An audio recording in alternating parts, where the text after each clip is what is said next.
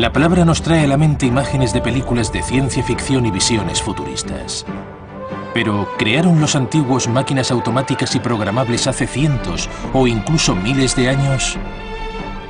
Réplicas humanas a tamaño natural, animales que se movían por sí mismos, sofisticados cronómetros multifunción automatizados de más de 15 metros de altura.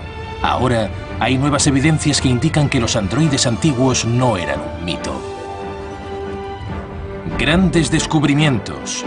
Los robots de la antigüedad.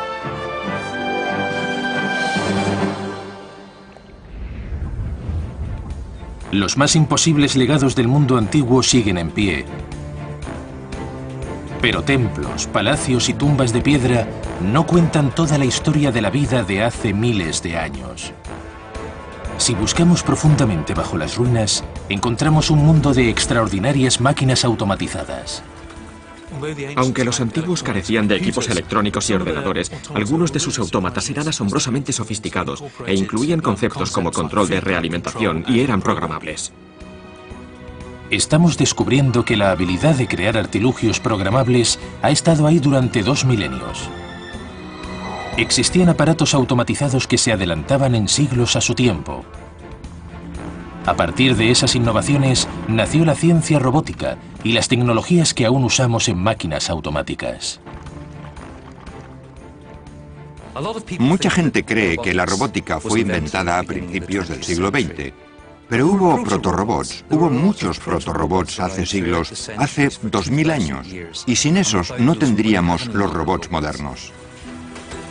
Los humanos siempre hemos soñado con un futuro donde podamos interactuar con réplicas humanas a tamaño natural.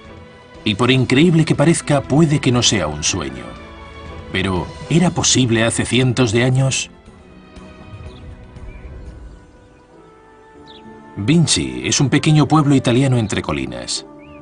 Podría haber sido un punto insignificante en los mapas de no haber sido por un hombre, el hijo más famoso del pueblo, Leonardo da Vinci. Leonardo era un genio en su tiempo. Inventó algunas de las cosas más asombrosas producidas por el hombre. Y muchos de sus conceptos cambiaron el mundo.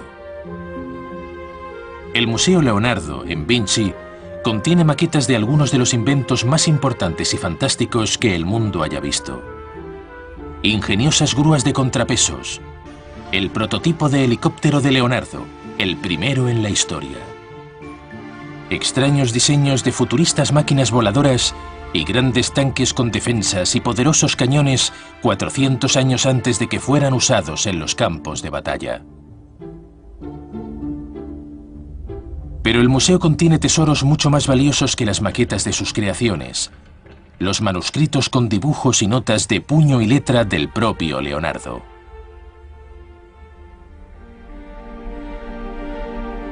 La colección es conocida como el Códice Atlántico.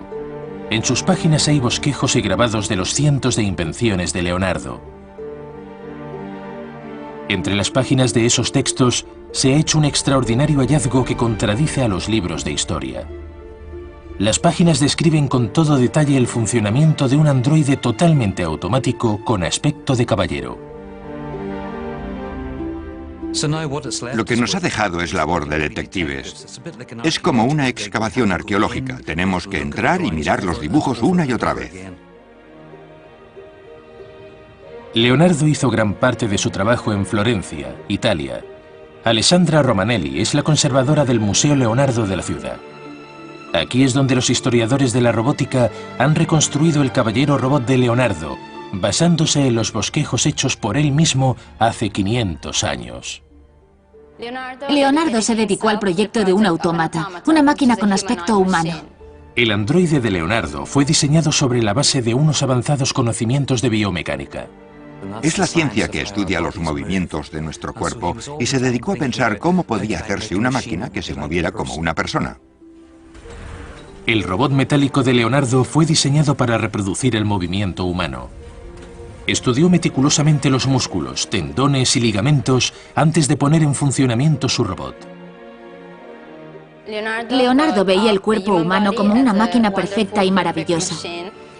E intentó crear una maqueta mecánica que reprodujera el efecto de los movimientos humanos. En el pecho del robot había engranajes fijados a ejes movidos por cuerdas.